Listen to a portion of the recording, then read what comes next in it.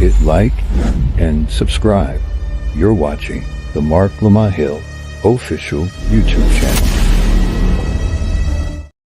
Peace, family. This is your brother, Marc Lamont Hill. Welcome to Night School. Every night here on the Marc Lamont Hill official YouTube channel, we hold Night School, where we break down the most controversial subjects, the most engaged debates, the most interesting topics going on in the world today. And tonight is absolutely, positively, definitely no different. We're going to talk about a lot of things tonight, several big stories, but I want to thank you all, first of all, for being here, for watching, for enduring. We got a long week of coverage, all good stuff coming up. And by good, I don't mean good positive. I just mean good in the sense of a good investigation. Some of the stuff we're going to be talking about is painful, tragic, traumatic, but that's the world that we live in. I want to thank you all. Hope you all had a great weekend.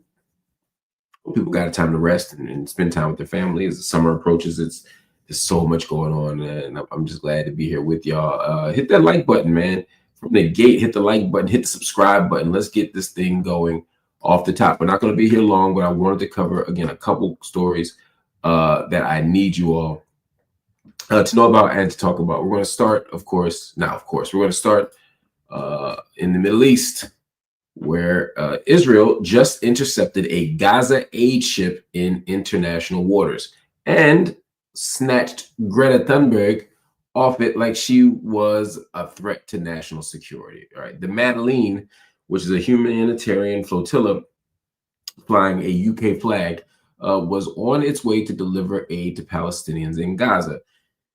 That's when Israeli forces stormed it, detaining all 12 people on board. That list includes climate activist Greta Thunberg, European Parliament member Rima Hassan, who's a journalist and and several volunteers. Humanitarian activist and human rights lawyer Huwaida Arif, a longtime flotilla organizer, says this was more than a boarding. She said, quote, Israel attacked the UK in international waters, demanding sanctions and accountability.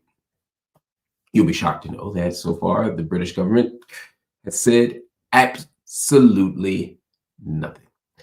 Now, this isn't new. Israel killed 10 people on a flotilla 15 years ago, and folks are still risking their lives to break the blockade on Gaza because millions of people are starving, and governments that talk big about human rights and democracy and being first world nations, they ain't saying a word. Now, Arif says the movement is growing. They're always saying that, and this time it's true. More ships are being planned. They said they want hundreds, if not thousands, of people on it. Again, the list of Israeli violations of international law abound. There's no shortage of it, no shortage of them. And at some point, we need the global community to step in and say or do something. It's really that simple.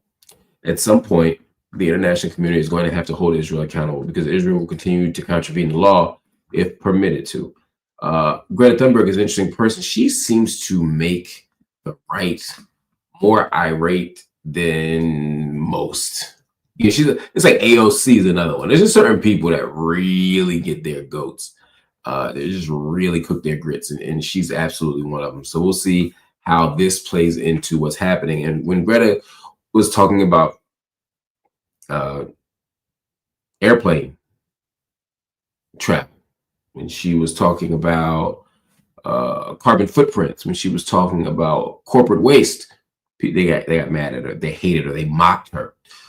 Now that you add Israel-Palestine to the mix, the stakes just get higher and higher, and people's fuses get shorter and shorter when it comes to Greta. So I'll be fascinated to know how the international community, and specifically her political ideological opponents, respond to her being snatched. Anyway, on to another story that I think is super interesting. The Democrats might win some,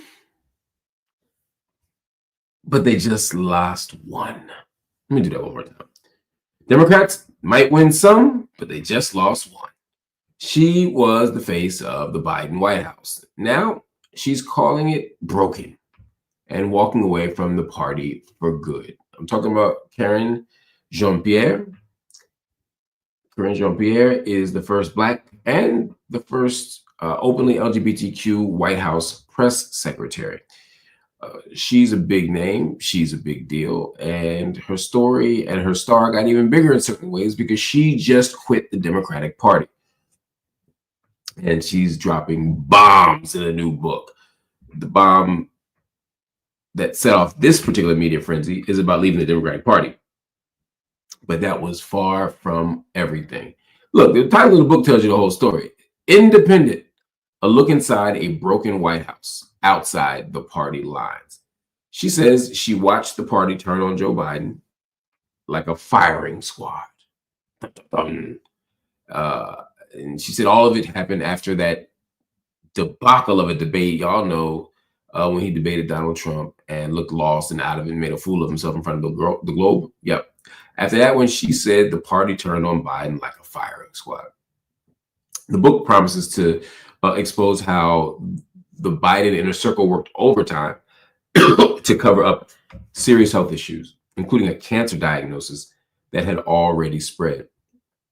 While the media begged for honesty, Jean-Pierre says the White House tried to hide the truth. So now Jean-Pierre is walking away. She says America needs to break from the party lines and the party boxes. And she ain't the only one who says that now. A record 43% of Americans now call themselves independents, not Democrats or Republicans. I'll tell you what I think about that in a minute. But if the people inside the White House are saying it's broken and the party can't be trusted, that affects every vote, every policy, and every promise being made. Jean-Pierre's book will drop in the fall. And if her story hits like she says it will, it might change the way a whole generation sees power, sees politics, and maybe even party loyalty. So there's so many things to this story, right? And Karine Jean-Pierre has been through a lot. She has been disrespected. She has been mistreated in so many ways by the media that is, indisputable. There's racism, there's sexism, there's all the regular party BS, there's all the things. She ain't wrong. She's also not wrong that the Democratic Party absolutely turned on Joe Biden once he got dog walked in that debate with Donald Trump. I mean, you could say that that was the first day of the rest of his political life, or the last day of his political life, depending on how you think about it. But that's absolutely true. And I don't doubt anything she says about the cover-ups. Presidential administrations cover things up. White Houses cover things up. They do all they can to protect the president. Whoever the president at the time, they're going to be protected by the people around them. I don't doubt that that's true. And I don't disagree with her premise that we need to stop being so bitterly partisan. We need to stop sort of holding on to Democrat and Republican as these necessary titles, particularly at a moment where most of America feels like that doesn't exactly cover or address who they are. All that's true. So yes, Madame Jean-Pierre, you are correct. Some other things to think about, though. First, yes, the Democratic Party did an about face on Joe Biden. But it's not enough to just say that, because that still feels very nebulous, very abstract, very slippery. No, we need to be very clear. The party honchos did this. They did it through Nancy Pelosi. They did it through Barack Obama. It was the heavyweights of the party who very clearly and very successfully got Joe Biden up out the paint. But it's not just that. It's that the Democratic Party has always operated outside the lines. They've always operated in ways that are counterproductive and anti-democratic. In other words, this ain't the first time. Bernie was robbed of 2 nominees or 2 nominations because they decided to circumvent justice. It ain't the first time. The desire to put Kamala up, which I suspect Karine Jean-Pierre would agree with, was circumventing the primary process. It was going around the conventions. All of these things are anti-democratic. So I'm just saying, let's not pretend that the only thing that happened here that was wrong, or the only thing that happened here that kind of went around the voting interests of, or even the interests of the party honchos, the rank and file power base. It wasn't the first time when they decided to sell Joe Biden out. That was one of many. let's also not pretend that Karine Jean-Pierre is a victim here. She was the face and the mouthpiece of the Biden White House. This is the same White House that allowed a genocide in Gaza to take place. This is the same White House that has allowed environmental abuses to happen. This is the same White House that has doubled down on Blue Lives Matter rhetoric at the expense of everyday people's sovereignty and safety. I mean, we're talking about a lot here that happened under the Biden regime. And Karine Jean-Pierre was the face and the mouthpiece of it. She was the biggest defender of it. Remember when they were just destroying Gaza, tearing it up, killing people, people were dying? She was the person basically saying, we support Israel, we support Israel, we support Israel, anything else is anti-Semitic. I mean, that's her. So it's sort of rich for her to say, oh, there's so many cover-ups, oh, there's so many betrayals, oh, there's so many violations of this and that. Everything that the Democratic Party did for the last 4 years, she's been a part of it. And I think we have to be honest about that. And so when she says, I'm breaking free and becoming independent, it just doesn't hit the same. Now, my sources, you can take this for whatever you think it's worth. My sources say Karine Jean-Pierre wrote this book in response to her inability to get a TV job. Now, again, doesn't mean she's wrong. I believe what she's saying in this book. But a lot of this is also her not getting what she thought she deserved, because Jen Psaki, she got a job at MSNBC, but where's Karine Jean-Pierre's? Well, you know, now why? I think there's some interesting answers to that. I think she deserves a whole lot more, but we always know there's a lot of factors that play out when this stuff comes together, other than just merit.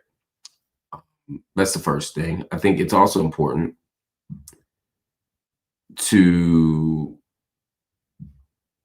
think about this TV thing in relationship to who and what gets exposed.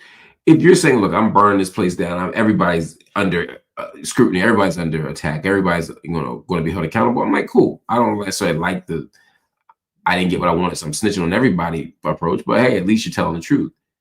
But there are just too many people here, based on what I've heard about the book and the excerpts that I've heard so far, there are too many instances where it still seems like she's protecting some powerful people on her side of the aisle. She's not an independent because she hates the corporate Democrats and the white supremacist Republicans. She's an independent so that she can make this strategic tactical move and look like she's being principled, when in fact she is part of the problem.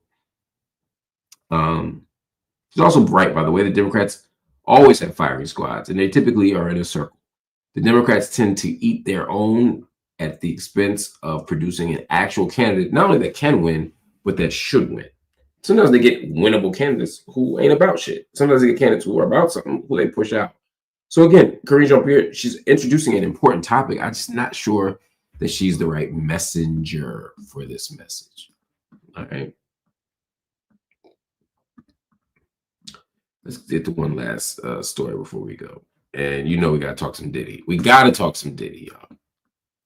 A woman known only as Jane told a federal courtroom that Diddy forced her into sex with male escorts while threatening to release tapes if she did not obey. She says the music mogul choked her, punched her in the head, and made her take drugs before ordering her to perform oral sex on a man in a hotel room. She told jurors that she texted him that she didn't want to be, quote, locked in a room to perform or, quote, be a hoe for the millionth time. That same year, she says Diddy threatened to leak sex tapes to her child's father. Jane is one of 4 women at the center of a massive federal racketeering and sex trafficking case against Sean Combs, known to the world as Puff Daddy or P. Diddy or just Diddy. Prosecutors say he ran a whole criminal enterprise to satisfy his own sexual desires. Diddy has denied all charges. Now, Jane says she only stayed because he was paying her rent and because she was scared. She describes suicidal thoughts. Oof, rough stuff, y'all. She described suicidal thoughts, sobbing on the stand. And she told the jury that she once begged his chief of staff to, quote, talk some sense into him. After another ex, singer Cassie Ventura, who we all know at this point, sued Diddy for rape and abuse last year, Jane says she fainted reading it because it sounded like her own life.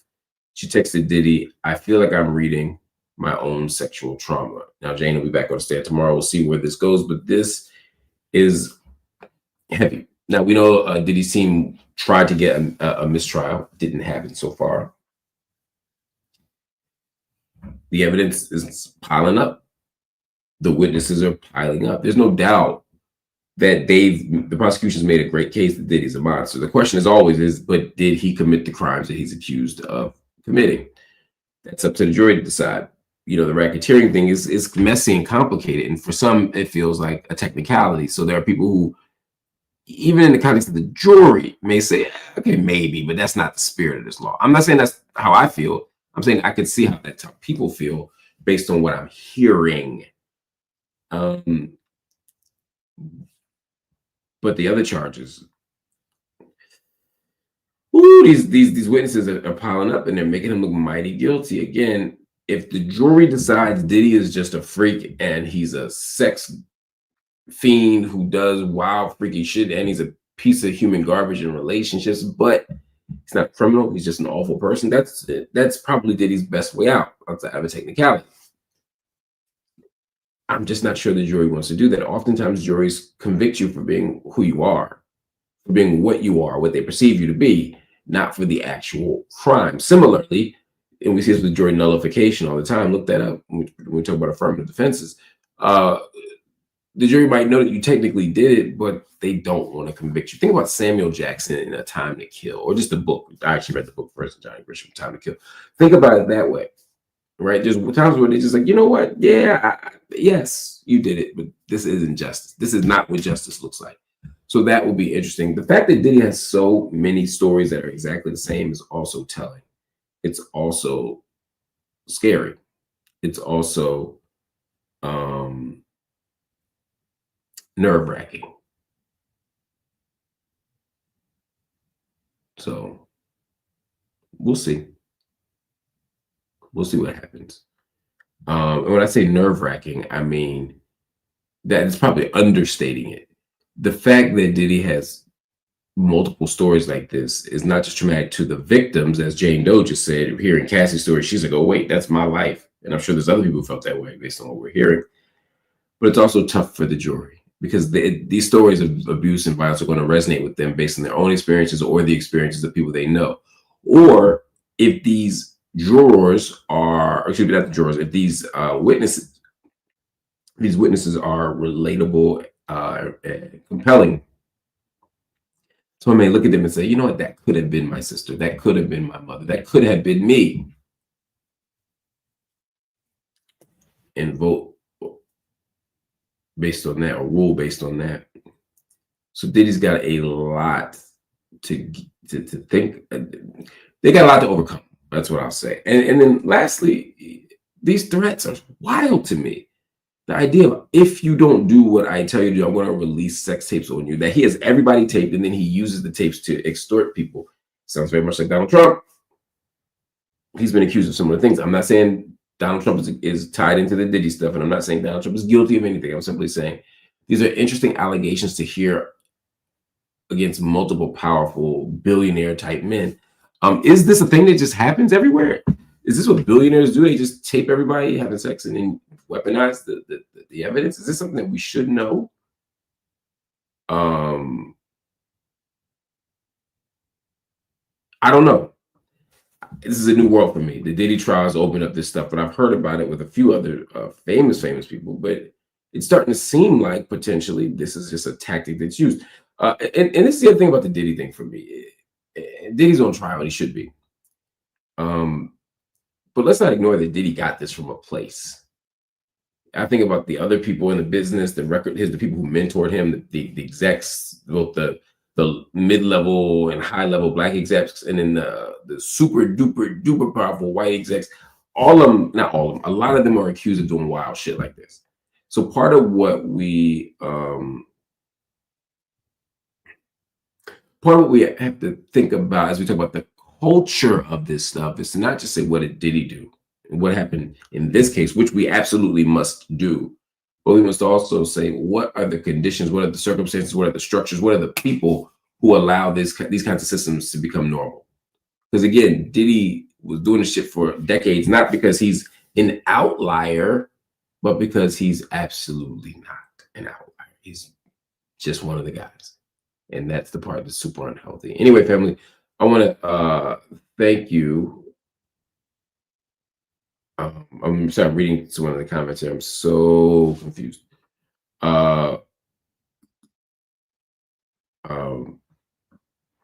But yes, I want to thank you all for watching Night School tonight. Hit the like button, hit the subscribe button, and hit the join button if you're so inclined. We are building a network here. We have hit the 200,000 subscriber mark. We're on to hit 300 next, and then hopefully 500 and a million. We're going to move this thing along. But I'm so happy to hit the 200,000 subscriber mark. It shows you that we're growing, that we're building, that we're doing well. That you all care about the product that we're putting out. But family, I need more from y'all than just that. Subscribing is important. Please do it. The like button is important. Please do it. But if you haven't already, please hit the join button and become a monthly subscriber to the channel. That work is so important. Becoming a monthly paid member to the channel gives us the financial stability that we need to build. So if you haven't joined the channel and you watch Night School every night, hit that join button. It's only $3.99 a month for a bronze membership. If you already have a bronze membership and you love what you're getting, or you like what you're getting, you want to see more of it, hit the silver button, hit the gold button, y'all. It doesn't seem like a big deal, but that extra few dollars a month from you makes a good deal of change for us. Again, I want to expand the staff. I want to have better cameras. I want to have better sound. I want to have more locations. I want to have more programs. I can't do any of that stuff. I don't have the financial stability, and that's what we're doing here. I don't have a corporate check supporting me. I don't have a mainstream media outlet underwriting me. This is all on the muscle, for us, by us, for real.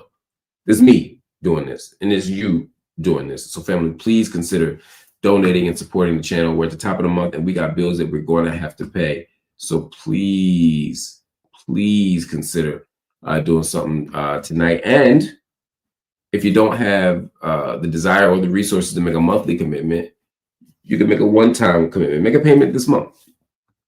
Go to Cash App, PayPal, Venmo, or Zelle and drop something in. Cash App, PayPal, Venmo, or Zelle. You can drop $1 in. No amount is too small. You can drop $1 million in. No amount is too big. I'm grateful for both. But what I'm asking tonight is that everybody watching who supports this network, if you could drop $5 on Cash App, preferably, but Cash App, PayPal, Venmo, or Zelle, if you drop $5 in, we would be in great shape. If everybody watching were to donate $5 right now, we would have enough money and resources to pay our bills, to make payroll for the month, and to invest toward next month and next year, for God's sake. Please consider what I'm saying here. Consider dropping something in. Consider supporting the channel. We could use the help. But most importantly, we're building this for y'all. We need grassroots media. We need mainstream media outlets to be challenged. We need mainstream knowledge sources to be contested. We need to do all of that. And if we can do that, we will be okay. Family, thank you for watching Night School. I'll see you